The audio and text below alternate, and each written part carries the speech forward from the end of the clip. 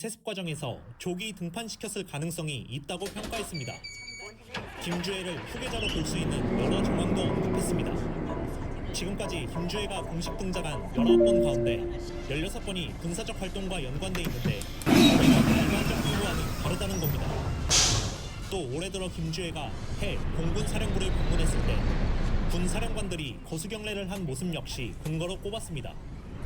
특히 북한 정권 수립일인 지난 9.9절 연명식 당시 추석단 정중앙에 앉는 다음에 군부 핵심인 박정천 당 군정 지도부장이 김주애에게 무릎 꿇고 이야기하는 모습으로 밀착됐습니다.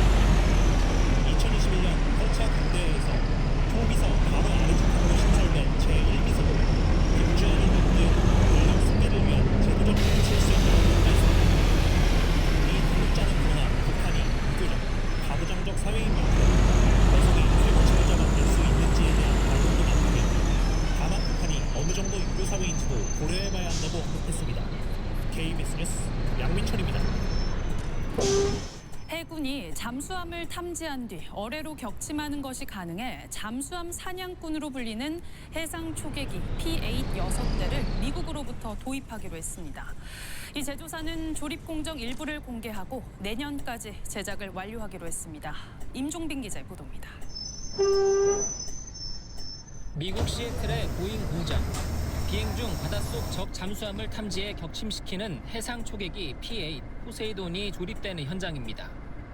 P-8은 최고 속도가 시속 900km, 고도 12.8km까지 날아오를 수 있으며 2000km 반경까지 임무를 수행합니다. 레이더와 광학 전자 탐지 장비로 물 위에 떠오른 잔망경까지 포착할 수 있고 탐지 거리는 400km를 넘습니다.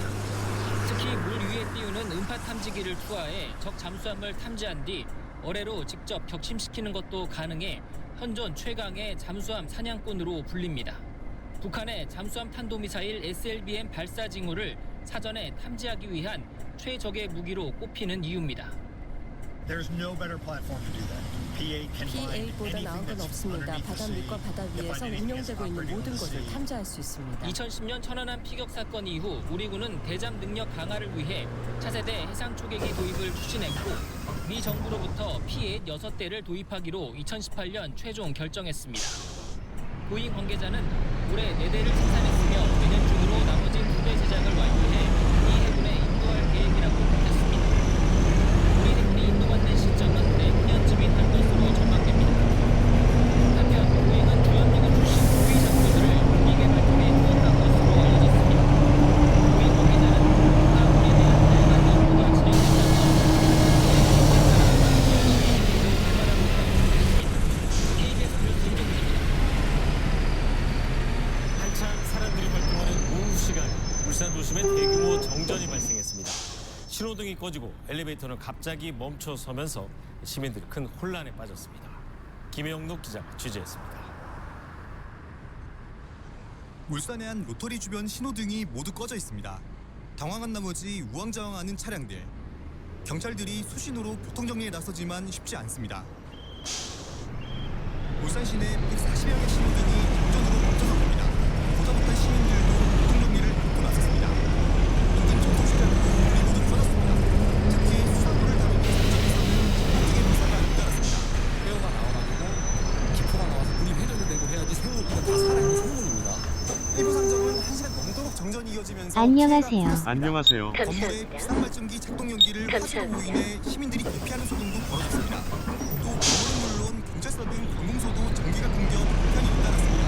울산 서원본부에는 엘리베이터에 갇혔다는 신고 등 750여 건의 관련 신고가 접수됐습니다. 울산 남구와 우주군 일대 15만 5천여 가구에 대규모 정전이 발생한 건 오늘 오후 3시 40분쯤. 정전은 2시간 가까이 이어졌고 인근 변전소의 변전기 문제가 원인으로 추정됩니다. 설비 이상으로 추정되고 정확한 원인은 파악 중에 있습니다. 한국전력은 정확한 원인과 피해 규모 등을 조사하고 있습니다. KBS 뉴스 김영록입니다. 400여 개가 넘는 공공기관에서 채용 관련 규정 위반이 드러났다고 권익위원회가 발표했습니다. 스스로 채용 공고를 내고 직접 응시해서 또 최종 합격까지 한 이른바 셀프 채용 같은 황당한 일이 있었습니다. 주재원 천안 시민프로 축구단은 올해 첫 팀장급 정규직 직원을 새로 뽑았습니다.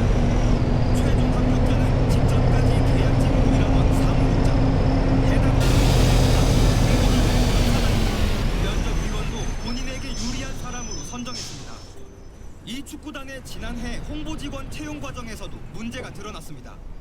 단장과 친한 지인이 서류 전형에서 떨어진 점수를 조작한 겁니다. 심사위원 3명 가운데 점수가 낮은 1명 결과를 빼고 합산해 결국 최종 합격시켰습니다.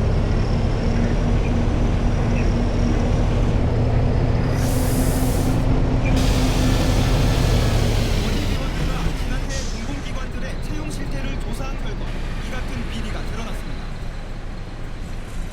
지금까지 박장범, 박지원 앵커가 진행한 KBS 9시 뉴스 인터뷰 전문 보셨습니다. 이어서 라디오점에서 듣겠습니다. 정부는 중국의 수출 중단을 산업화 교수의 국내 제휴와 중국의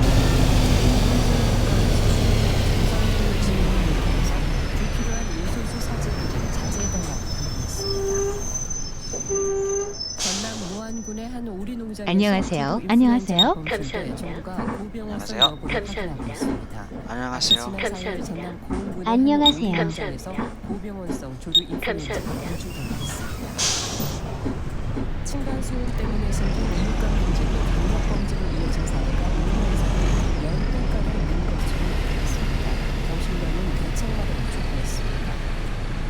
전두환 전 대통령의 유해로 파주 지역에 안장하려던 계획이 결국 무산된 것으로 확인됐습니다. 파주 지역에서 이 반발이 일어난 가운데 토지 매매 가계약 기간이 완료됐는데도 본 계약이 체결되지 않자 토지주가 매매하지 않기로 결정했습니다. SNS와 게임 등에서 청소년과 청년을 상대로 소액 대출을 유도한 뒤 거액의 연체 이자를 요구하는 불법 대부업 관련 피해 상담이 급증한 것으로 나타났습니다. 지난해 일자리가 87만 개 증가했고 늘어난 일자리의 절반 이상은 60세 이상 고령층이 차지한 것으로 나타났습니다. 저출생으로 전체 인구에서 60세 이상이 차지하는 비중이 커진 데다 고령층 종사자가 많은 보건사회복지 일자리가 많이 늘어난 영향으로 풀이됩니다. 내일 아침 기온은 서울 영하 1도 등 전국이 영하 6도에서 영상 6도로 오늘보다 1도에서 5도가량 낮겠습니다. 9시 뉴스를 마칩니다.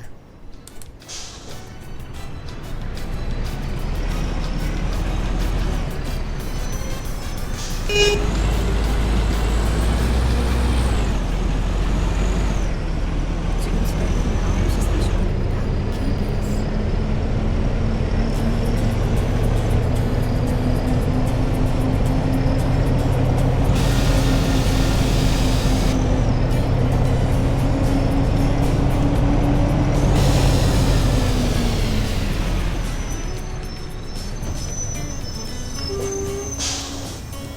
안녕하세요. 안녕하세요. 감사합니다.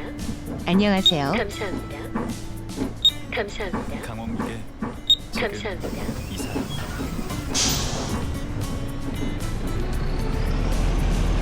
안녕하세요. 강원국입니다. 가는 말이 고와야 오는 말이 고와. 하지만 요즘은 가는 말이 없습니다. 툭하면 밝히고 자기 말만 있습니다.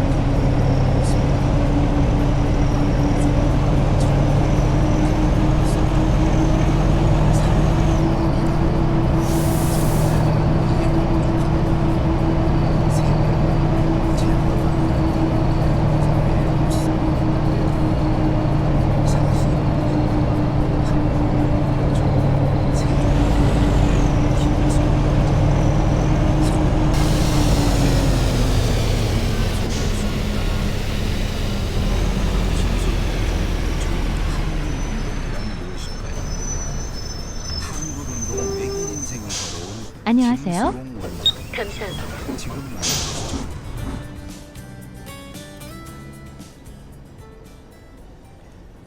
한글학자 김수롱 원장님 나오셨습니다. 안녕하세요. 안녕하세요. 아니 그 수롱이면 그 2AM인가 2PM인가 2AM의 그 임수롱. 임수롱. 그 대단히 훌륭한 친구인데 그 아버지가 제 이름을 보고 친 거예요, 그게. 그 수롱이 네. 무슨 뜻인데요? 제가 이제 고등학교 1학년 말에 지었는데요. 네. 슬기롭고 옹골찬, 옹달샘. 그러니까 우리 말과 글에 슬기롭고 옹골찬, 옹달샘이 되자. 그래서 철도대학교 1학년 말에 제가 지은 이름이죠. 아니 고등학교 때 자기 이름을 원래 이름은 뭐예요? 원래는 이제 그 중용의 용자랑 성리학의 성자, 용성이라는 이제 한자식 이름이었는데요. 아버님이 지어주신 거. 그렇죠. 할아버지가 지어주신 거죠. 그러게 그래서 좀 바꿔서 찾아가서 성자 이름을 바꿔주십시오. 말씀드렸죠.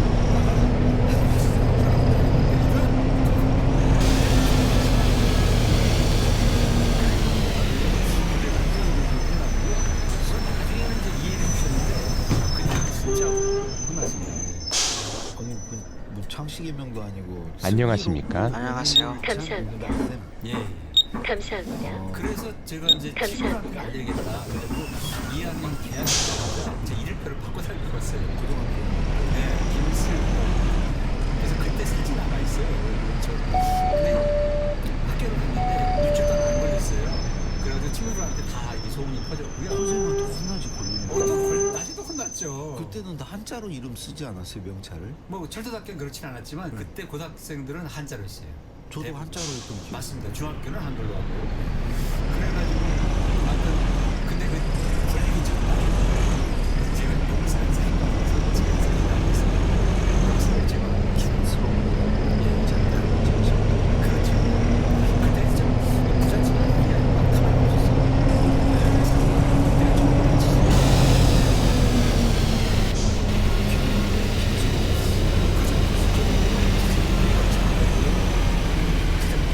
의구 아니 근데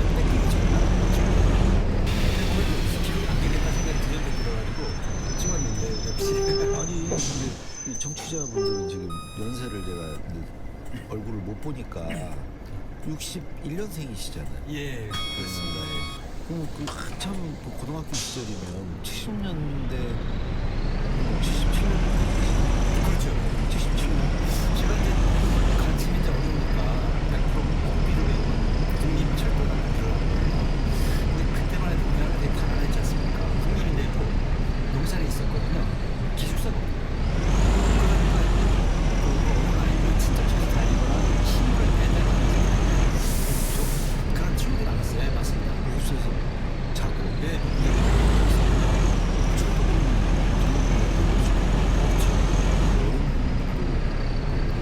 올라가서 다닐 때 그래도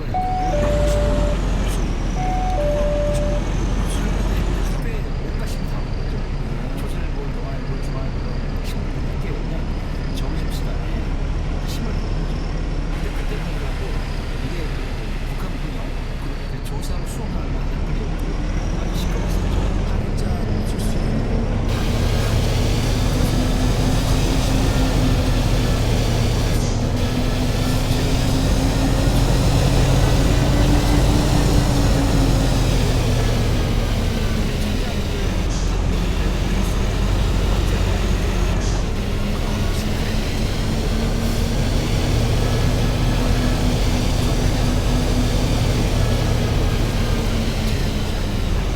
대중적인 지식을 좀 추구하는 시골에서 그것도 1977년이면 한글 강구한 지 얘기를 하잖아요.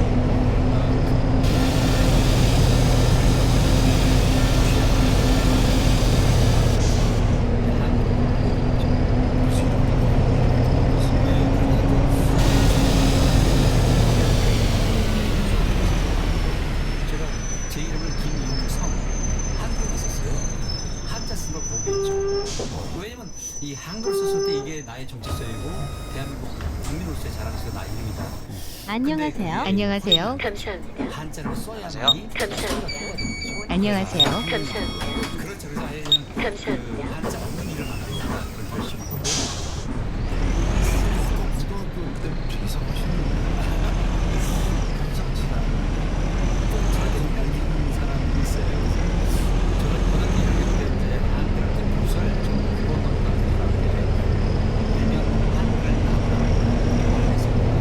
거기에 들어가서 이제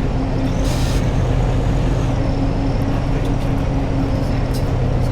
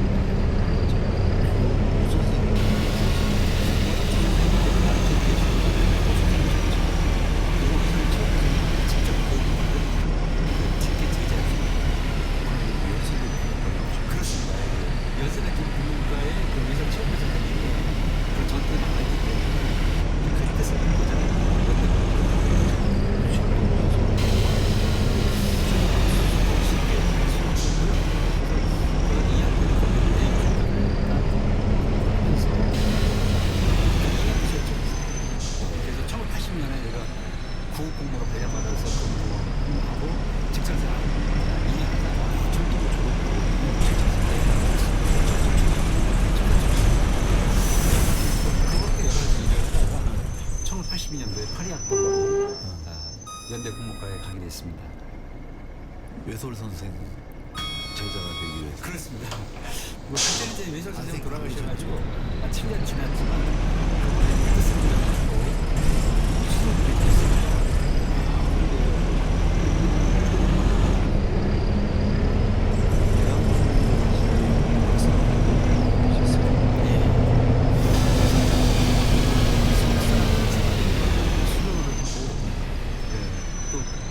우여곡절이 많아가지고요.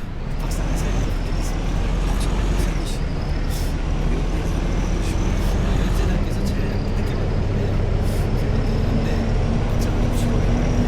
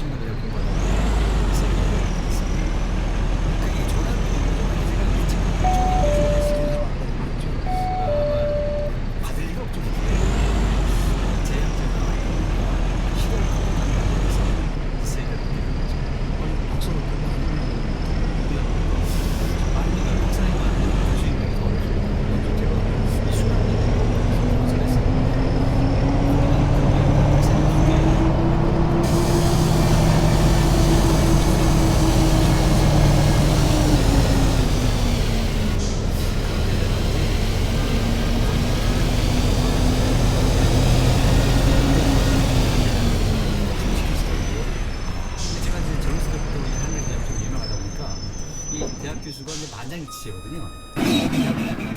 그 과에 모든 교수가 한 분이라도 반대하면 안 되는. 아, 그렇죠. 그러다 보니까 이제 이 전임이 되게 어렵더라고요. 결과적으로 한국 운동하다가 교수 되려고 하셨을 텐데. 그렇죠. 제가 이제 설치원에서부터 쓰는 또 연대 교수가 되고 싶었었는데, 그거는 또 연세대학교에서 그 마항수 교수님 이 퇴진 반대 운동 그런 거 하다 뭐 그런 이유도 있고 여러 가지가 얽혀서 연대 교수도 못했습니다. 예. 아이고 가시밭길을 걸어오셨네. 예, 그게 이제 전화해보게 돼가지고 대신 이제 이 세종 국어문화원 이런 뭐 제 학자지만 이제 준 공공기관에서 다양한 일들을 하는 터전이 되고 발판이 됐고 저는 오히려 더 잘했다는 생각이 듭니다. 아, 세종국어문화원 원장이시죠? 예, 그렇습니다. 세종 국어문화원 14명이 조심하세요.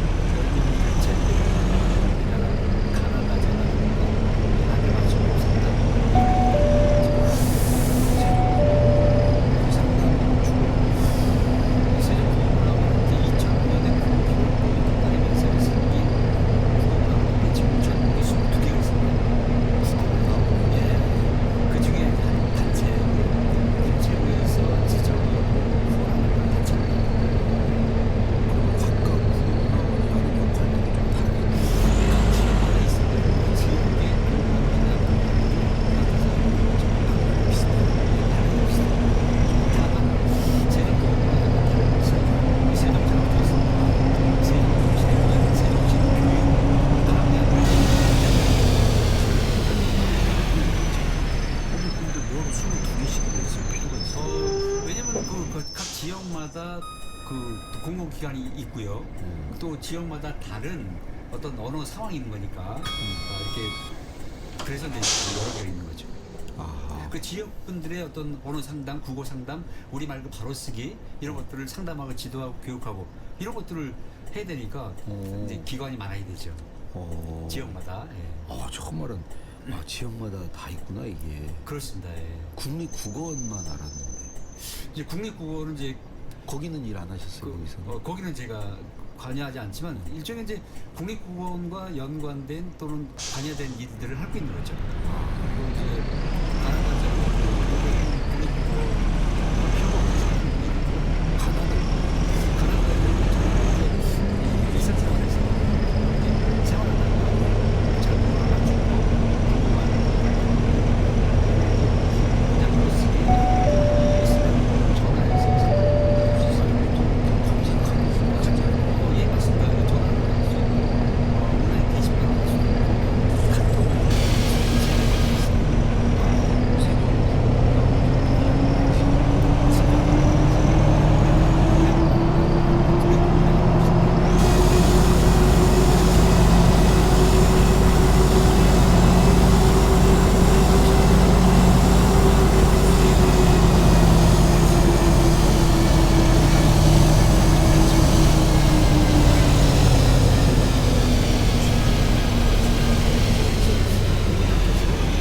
말도 하는 데 대해서 관심이 많으시고 맞춤법 이런 거에 대해서 아주 궁금해하시는 분도 많고 또 이렇게 출판계에서 그 교정 보시는 분들 이런 분들이 또 안녕하세요. 또 함께 또 상담을 하려고 하는 분도 있고 그러니까 이런 일반 국민들도 상담하시고 또 출판계에 있는 준 전문가 이런 분들도 상담하시고 그래서 꽤 많습니다. 저는 그냥 그런 한글 맞춤법 뭐 이 사이트들 있잖아요. 그런 데 가서 주로 했는데 이게 전화로도 상담이 가능하구나. 근데 우리 선생님은 저기 글쓰기 우리나라 최고 인기 또 작가가 되셨는데 또 워낙 잘하셔가지고 상담 안 하신 것 같아요. 아니 저는 그냥 검색해가지고 예, 예. 늘 찾고 그랬는데. 맞습니다. 검색해도 돼요. 우리 원장님 말씀 듣고 이런 게 있다는 거 정말 처음 알았습니다. 예. 특히 또 초중고 학생들도 많이 상담을 하고 있습니다. 필요하죠 이거. 예. 또 그렇구나. 근데 아까 그 고등학교 때 오동춘 선생님 그 선생님이랑 같이 무슨 활동한 거예요? 그러니까 토요일마다 이게 외소회관이라고 있었습니다. 충무로에. 거기 토요일마다 2시쯤 만나가지고 그 연합 동아리이기 때문에 그 서울의 또 수도권 이 고등학교 아이들 10여 개 학교 아이들 만나서 토론도 하고 때로는 덕순 같은 데 앞에 가서 계몽운동 이렇게 그 당시 신문 이 한글 전용합시다 그런 계몽운동도 하고 또 토론회도 열고 보통은 여학생만 그러니까 그때는 여학생 남학생 반반씩이었고요.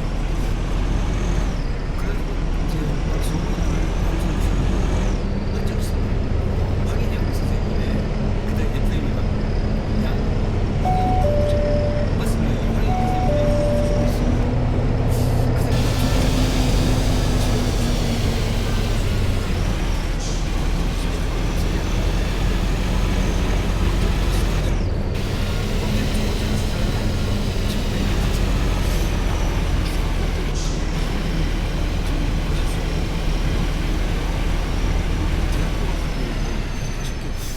이제 여진학교 가서는 이제 한글 물결이라고 그 대학교 내에 또 한글 단체가 있어서 그래서 열심히 활동하고 그러면서 이제 처음 제가 1984년도에 동아리라는 말을 이제 퍼뜨리는 계기가 되고 서클이라고 했던 거를 동아리로 바꾼 게 우리 동아리 내부에서는 안녕하세요. 안녕하세요. 감사합니다. 몇 년도 붙었는지 잘 기억을 안 나는데 감사합니다. 근데 이제 안녕하세요. 제가 1984년도에 연세대 서클 연합회 홍보부장인가 했어요. 그때 이제 제가 제안했죠. 우리 한글 정신 추천하고 연세대학교에서 서클 연합회 동아리 연합회 연세대 동아리 연합회가 처음 생겼고 그때 이제 4학년 때 1985년도에 연합회 회장이 있어요. 그러면서 그 당시 한 20여 개의 대학에 그런 동아리가 있었거든요. 그래서 연합 그 모임에서 같이 그런 퍼뜨리는 운동을 했죠. 그 연합 무슨 모임 이름이 뭐예요? 국어운동 대학생 연합회라고. 그래서 1980년대 후반에는 대학까지 다 풀었고요. 1990년대에는 이제 온 국민이 사랑하는 동아리로 들어가고 있습니다. 그렇게 이제 뭐 호치키스를 바꾸지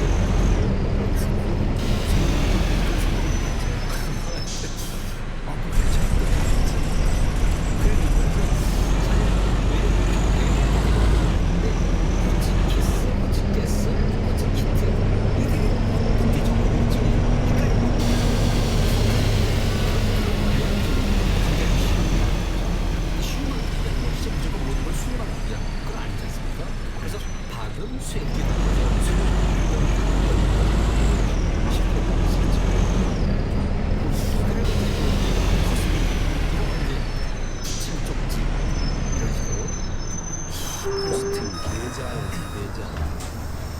세자면 좋았을 것 안녕하십니까? 안녕하세요. 저울수록 유리하긴 한데 그래도 포스트잇 안녕하세요. 안녕하세요. 감사합니다.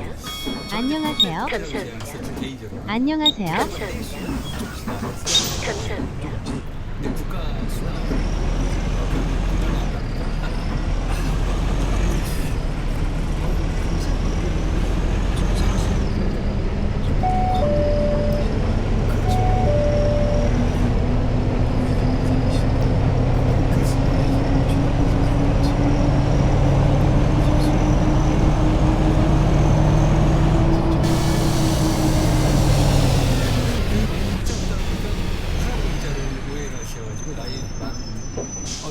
백기는 40대가 지고 있어요. 그러면 마음은 아직도 청춘인데요.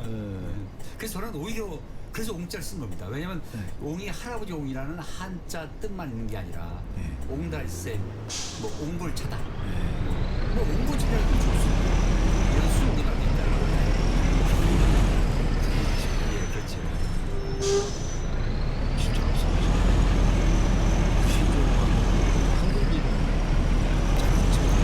예, 그렇죠. 그래서 더불어서 1983년도에 대학 2학년 재판에서 정리를 받았습니다.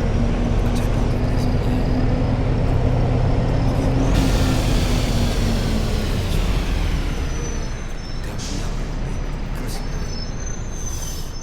그래서 그때는 그때는 아버님께서 이제 한글학자 길을 가기 위해서 그런 것이라고 그런 공감을 해주셔가지고요. 이제 다행히 많은 토론을 해주셨습니다. 그래서 그 대학을 졸업하고 이제 교수의 길은 이제 안 됐고 계속 이제 한글 운동을 하시게 됐는데 그렇죠. 무슨 활동을 그래서 하신 거예요? 바로 이 세종 이 국어문화원을 만든 건 아니셨어요? 그렇죠. 그거는 이제 2006년도에 제가 연구원으로 들어가서 활동을 하면서 이제 5년 대학 졸업하고 나서 이제 예술청에서 같이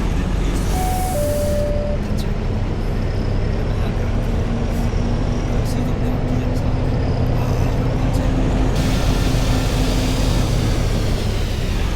이게 무슨 돈이 뭐 이렇게 나오는 문제도 아니고 그런 운동을 하려면 돈이 들어가는데 그렇죠. 그럼 100% 공사고요.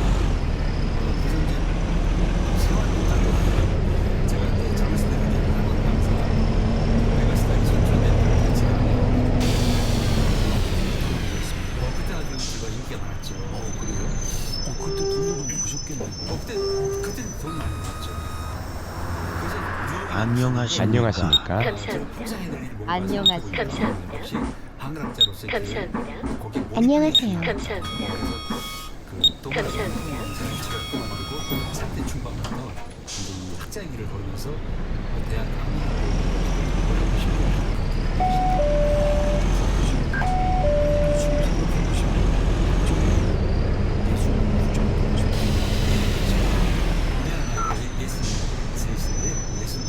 우리 바뀌었으니까 이제 62. 그러면 뭐 어떻게 보세요? 잘 그렇게 살아오신 것 같아요? 진짜 제가 일타 강사나 교수도 좋은데. 교수가 됐다면 계속 했을 것 같고요. 그때 이제 전임이 안 됐기 때문에 근데 학원 강사로서의 그런 길도 그 나름대로 되게 재미도 있고 의미도 있다고 생각하는데 근데 저는 이게 똑같은 강의 하는 걸 너무 싫어해가지고 학원 강의 똑같이 강의를 수십 번 해야 되거든요. 그렇죠. 그래서 이제 아무리 돈을 많이 줘도. 예. 그리고 이제 또 이렇게 연구를 하다 보니까 제가 훈민정 해례본을 이제 깊이 연구해야 되겠다. 그러면서 이제 학원 강사를 할 수 없었죠. 근데 그런 일이라는 게 바로 말하면 효과가 나타나고 이렇게 보람을 느끼는 일이 아니잖아요. 안녕하세요. 안녕하세요. 감사합니다. 보이지가 않잖아요. 감사합니다. 그때마다 이제 제가 막 흔들 때가 많았죠. 근데 아까 그 고등학교 은사님이신 오동주 선생님께서 계속 엽서를 보내주셨어요. 엽서. 우리가 고등학교 때 할머니를 가지고 어떤 그 길을 힘들더라고요. 그때 꿈을 잃지 말고 수련 번 일주일에 한 번, 한 달에 한 번 엽서 팩스를 보내주셔가지고 저를 격려해 주셨고요. 저도 이제 외설 체험에서 선생님에 대한 뜻을 깃다는 그 꿈을 자꾸 되새기면서 그 딴길을 빠진 거를 제가 제 유혹을 물리칠 수 있었죠. 안녕하세요. 안녕하세요. 감사합니다. 예, 안녕하세요. 감사합니다. 지금까지 안녕하세요. 감사합니다. 칩신문학회 감사합니다. 하시면서 화학들 대해서 그래도 자세히 천천히. 아니 뭐그 우리 오담 선생님 시조 시인을 시기도 하고 그래서 또사 비싼 천사를 감사를 해주셨습니다. 또사 비싼 비싼 빛이 나는 사람 참사 참대 홀치되지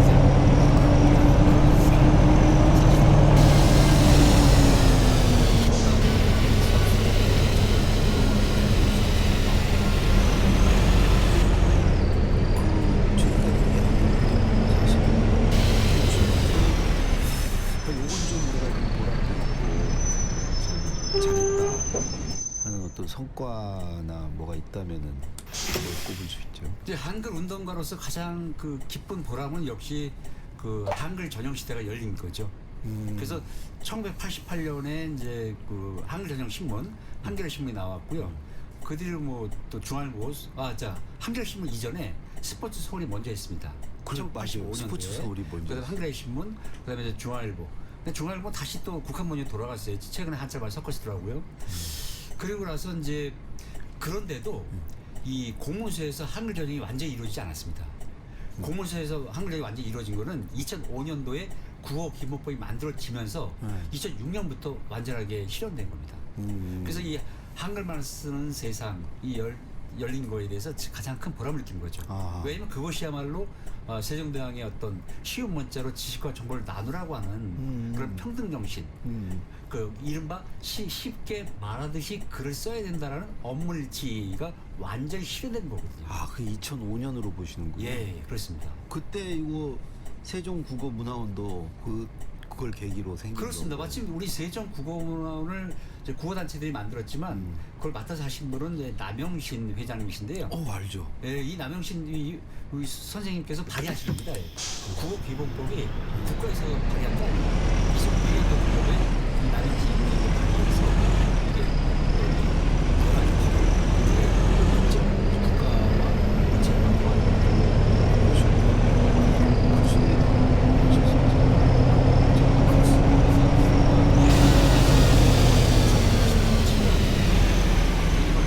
모두시면 나온 게 있어요. 국어 분류사전. 그러니까 순우리말을 주제를 분류해서 사전을 내가지고 이분이 이제 서울대 법대 나오셨거든요. 서울 법대 출신이 국어학자들도 하지 못한 순우리말 분류사전을 냈다라고 해가지고 근데 진짜 거의 모든 신문에 머리기사 나온 적 있어요. 오늘 시간이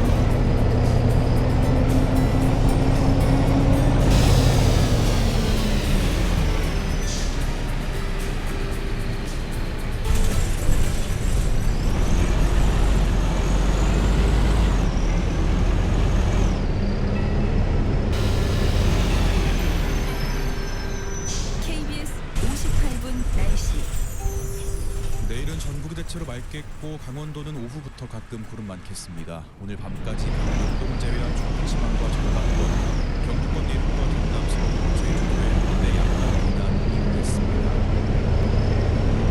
강원남부 산지와 중남부 동해안, 경상 동해안의 건조주의보다 강원도에 감기가 걱정됐습니다.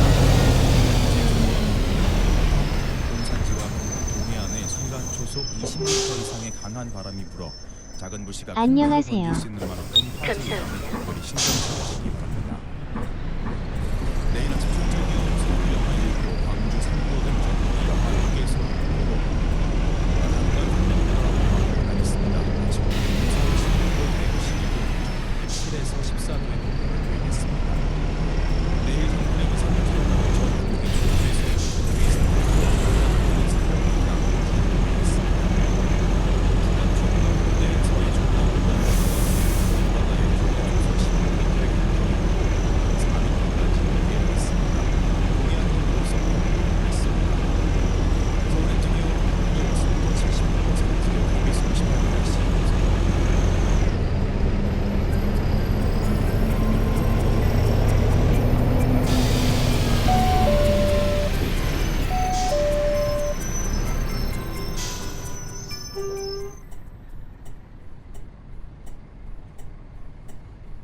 정성을 다하는 국민의 방송 KBS가 10시를 알려드립니다.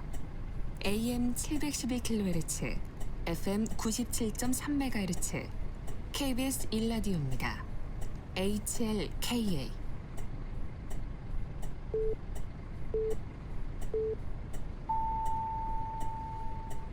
KBS 제1라디오 10시 뉴스입니다.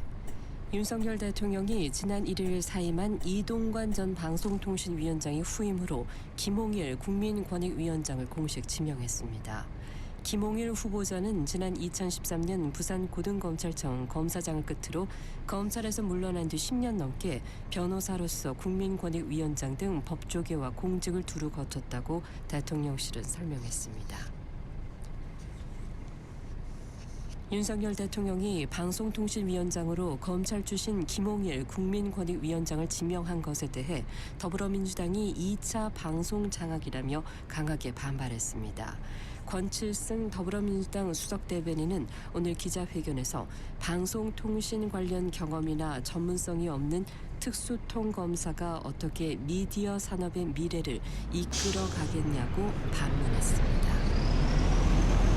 국민의힘 김기현 대표는 오늘 인용한 혁신위원장과 전격 회동한 뒤 위원장의 공천관리위원장 제안을 임 위원장께서 혁신을 성공시키기 위한 중점에서 하신 말씀이라고 생각하고 충분히 공감한다고 밝혔습니다. 인유한 위원장은 국민의 신뢰 회복을 위해서는 무엇보다 책임 있는 분들의 희생이 안녕하세요. 감사합니다. 말을 전했다고 정혜윤 혁신위원장 감사합니다. 감사합니다.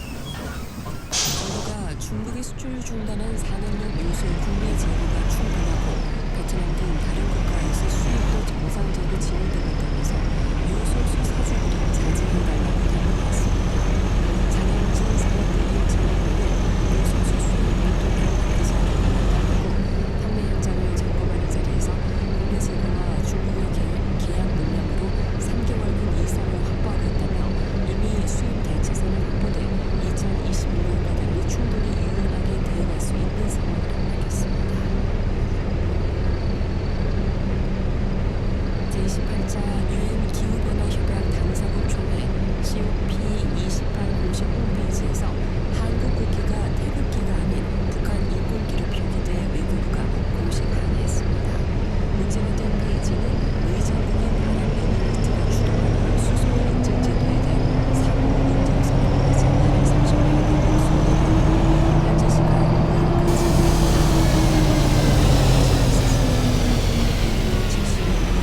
COP28 의장실에 공식 항의했으며 의장실 측은 인공기를 삭제했다고 밝혔습니다.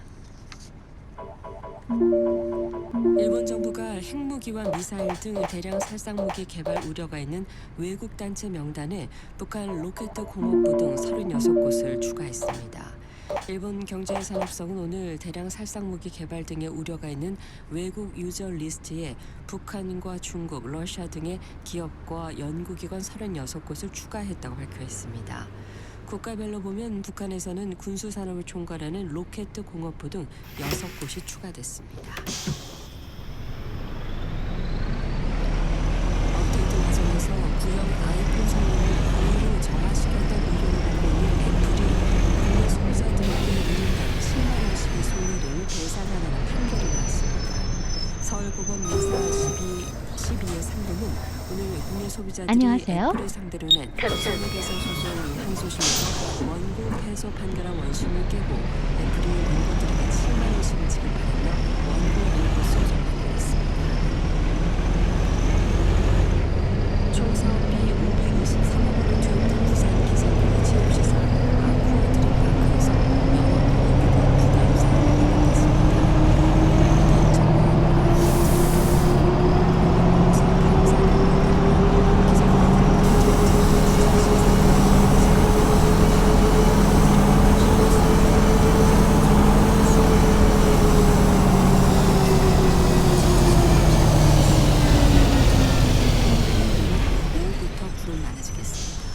내일 아침 기온 서울 영하 1도로 전국에 6도에서 영상 6도로 오늘보다 1도에서 5도가량 높겠습니다.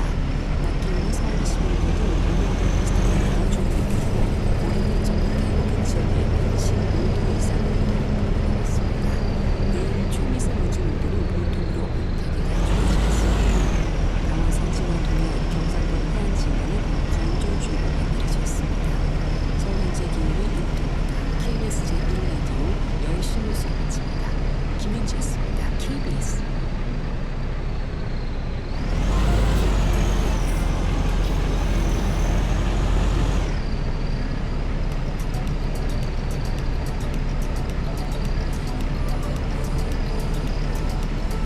김성환의 시사입니다.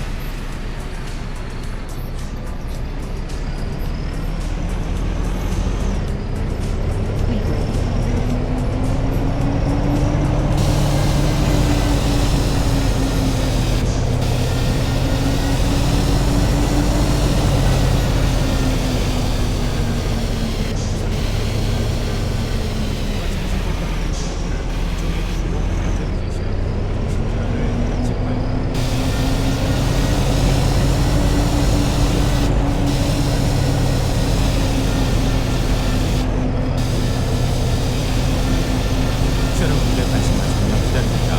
방송 내용과 관련해 의견 있으신 분들은 문자 보내주십시오. 당첨된 분들께는 모바일 쿠폰 보내드릴 텐데요. 참여하실 번호는 샵9730이고요. 짧은 문자 50원, 긴 문자는 100원의 이용료가 부과됩니다. 또 저희 방송을 유튜브를 통해서도 실시간으로 시청 또 참여하실 수 있는데요. KBS 라디오 채널 들어오셔서 구독, 좋아요 많이 눌러주시길 부탁드립니다. 김성환의 시사야. 그럼 지금 시작하겠습니다. 안녕하세요. 감사합니다.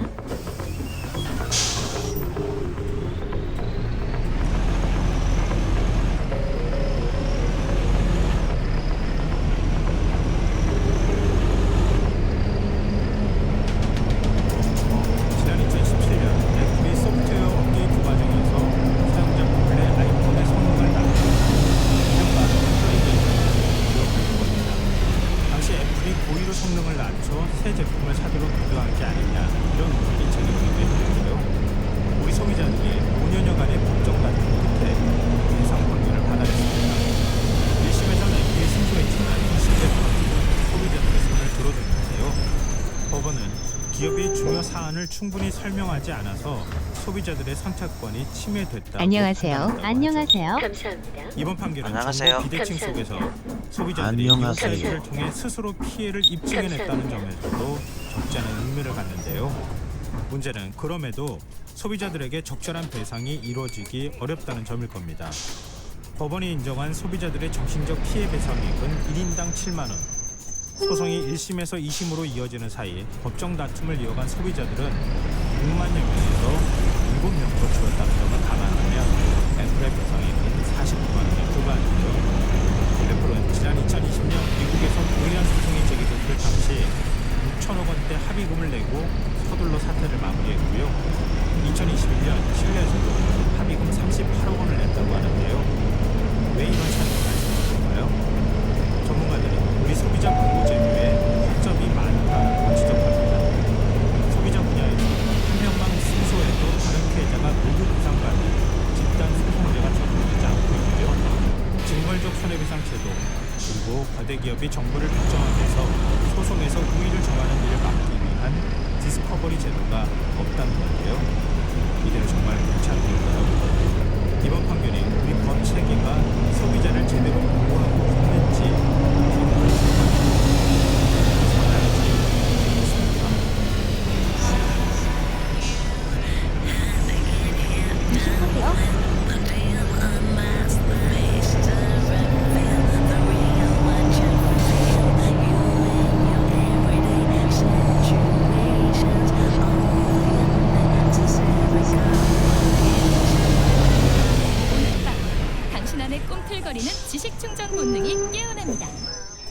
자유탐구 영역 김성환의 시사야.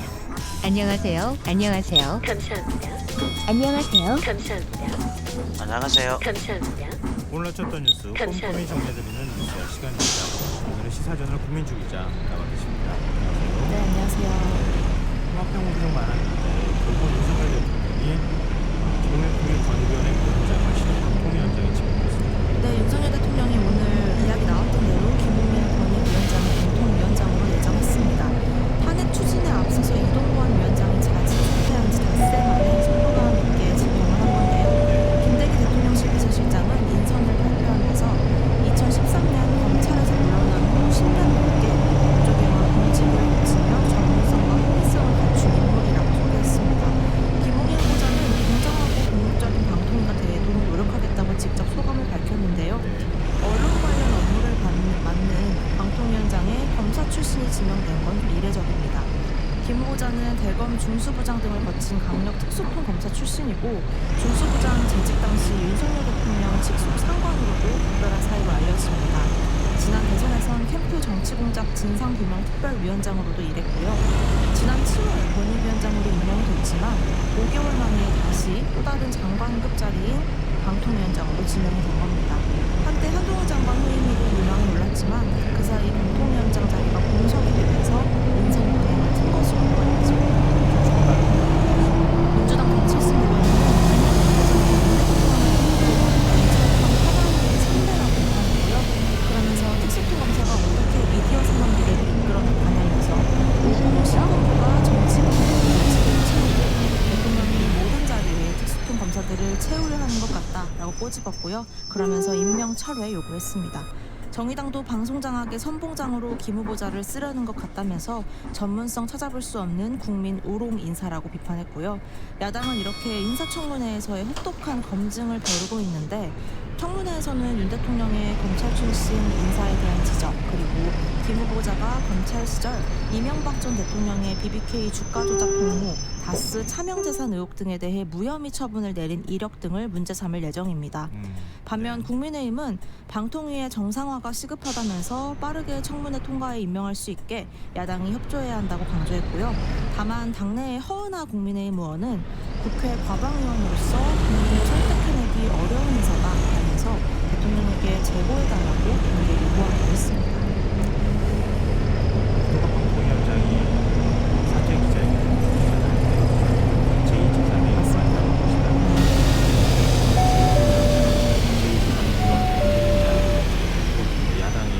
청문회 과정에서 한번 검증을 해야겠죠. 검증해보면 알겠죠. 오늘 차관급 인사도 있었죠? 네, 교육부 차관엔 오석환 대통령실 교육비서관이 내정됐습니다.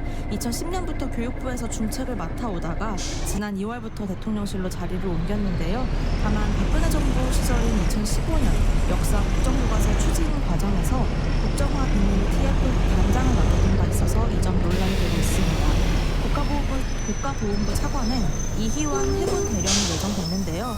이 제2연평해전 당시 고속정 참수리의 부정장으로서 양쪽 다리에 총상을 입고도 전사한 정장 대신 고속정을 끝까지 지휘해 우리 국방한계선을 사수한 인물로 알려져 있습니다.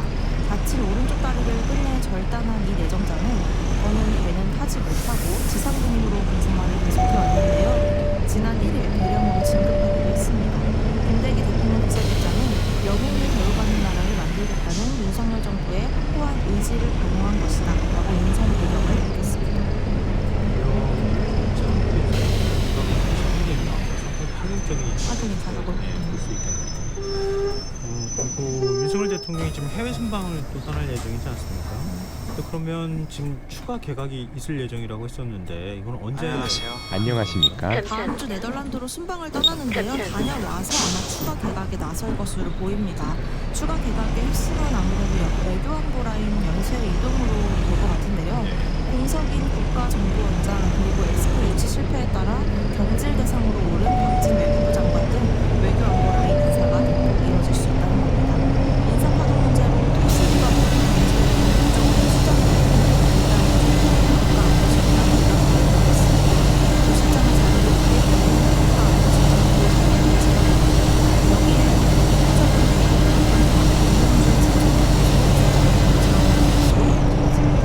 박진 장관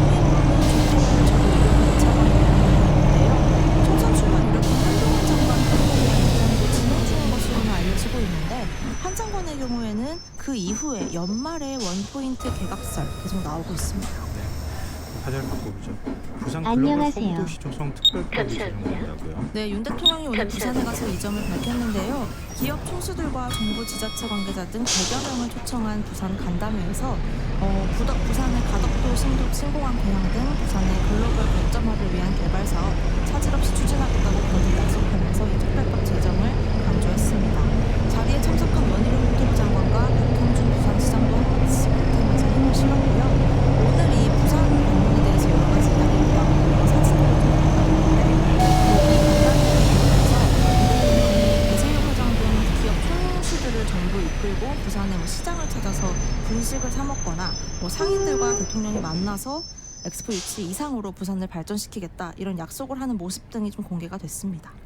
네, 윤 대통령이 직접 이렇게 부산 엑스포 유치 실패 일주일 만에 부산에 내려가서 이런 행사를 갖는 것, 부산 경남 여론을 좀 달래는 차원이 있다고 봐야 됩니까? 네, 아무래도 그럴 것 같습니다. 예. 예상 외로 큰 격차로 유치 전에 참패를 하면서 안 그래도 경제 사정이 좋지 않은 부산 지역의 민심이 좀 요동치는 모습을 보였거든요. 실제 여러 여론조사 지표로도 이 민심이 나타났는데요. 연합뉴스와 연합뉴스 TV가 공동으로 여론조사 업체 매트릭스에 의뢰해 오늘 발표한 조사에 따르면 여권의 지지세가 강한 부산, 울산, 경남 지역에서 윤 대통령의 긍정평가가 37%로 직전 조사보다 3%포인트 하락한 안녕하세요. 것으로 나타났고요. 반대로 부정평가는 57%로 3%포인트 오른 것으로 집계가 됐습니다. 이전에 한국갤럽이 1위를 발표한 조사에서도 9월 경내에 윤 대통령 부정평가가 52%, 과반에 달해서요. 40%인 긍정평가보다 크게 앞서는 것으로 나타나게 됐습니다. 이 자세한 내용은 중앙선거 여론조사 시민위원회 참고하십니다.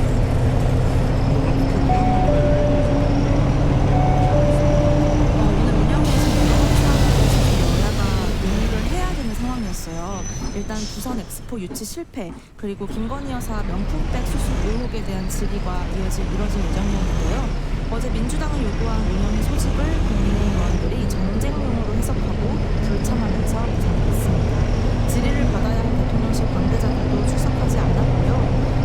그래서 참석한 민주당 의원들은 엑스포 관련해서 도대체 어떻게 대통령에게 정보 보고를 했길래 대통령이 결과에 대해 이렇게 잘못 판단을 했는지 장성민 대통령실 미래전략기획관들을 불러서 반드시 따져보아야 한다고 주장을 했고요. 여기에 김 여사 의혹 그리고 정부의 전산망 공박 사태, 이번 부처 개각 등에 대해서도 물을 내면서 논란이 제기 필요성을 강조했습니다. 여기에 국민의힘 이양수 여당 간사는 여야 간 충분한 합의 없이 운영위를 소집해서 무반이라면서 정치 공세를 펼치려는 의도로 보인다라고 거부했습니다. 네. 지금 여러분께서는 KBS 라디오 김성환의 시사회와 함께하고 계십니다. 계속해서 뉴스야 이어가겠습니다. 오늘 국회에서는 조희대 대법원장 후보자에 대한 인사청문회 이틀째 이어졌는데 주요 쟁점 현안에 대한 조희대 후보자의 생각을 묻는 야당 의원들의 질의가 이어졌습니다. 먼저 법무부가 입법 예고한 5방 없는 무기형 도입에 대해서 조 후보자는 찬성하는 입장을 하면서 이 제도를 도입해 사형제를 대체하는 쪽으로 가는 게 옳다고 밝혔고요. 지난달 법무부가 논란에서 핵심 쟁점인 사형자 개념의 위헌적인 요소가 없다는 입장을 내렸습니다. 이 법이 교섭 의무가 있는 사형자의 범위를 넓히는 게 핵심 내용 중 하나였는데 이를 여당과 재계에서는 문제를 제기해 왔거든요. 이에 대해 조 후보자의 이런 위헌적 요소가 없다는 판단은 이 위헌적 요소가 있다면서 거부하는 윤석열 대통령과도 조금 다르면서 주목을 받았습니다. 한편 한동훈 장관이 앞서 국회에 나와서 야당 의원들의 체포동의안을 설명하는 과정에서 과도하게 피의 사실을 늘어놓은 점을 두고 이것이 명백한 위법이라는 민주당 의원과 국민의 알 권리라는 여당 의원들이 청문회 자리에서 공방을 벌이기도 했었는데요. 조 후보자는 국민의 알 권리와 피해자 인권 보호를 절충해야 하는 한계가 있다는 식의 원론적인 답변만 내놨습니다.